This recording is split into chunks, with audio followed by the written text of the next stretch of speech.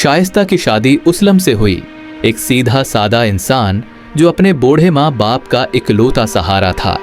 शादी के बाद शाइस्ता ने घर में कदम रखा तो मुस्कुरा रही थी, मगर इसी लम्हे उसने दिल में फैसला कर लिया था कि ये घर अब सिर्फ उसका होगा और सास ससुर उसकी राह की सबसे बड़ी रुकावट हैं।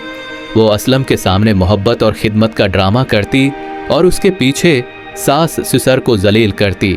कभी नमक ज्यादा, कभी बातें बदल कर आहिस्ता आहिस्ता उसलम के दिल में शक के बीज बो दिए गए। माँ बाप खामोश थे क्योंकि वो अपने बेटे का घर बचाना चाहते थे।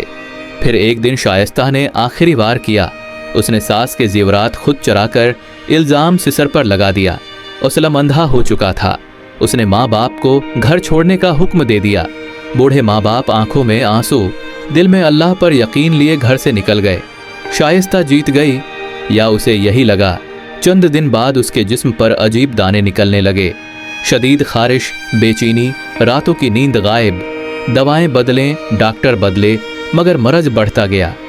एक रात उसने रोते हुए कहा, ये मेरे गुनाहों की सज़ा है, मैंने जुल्म किया है।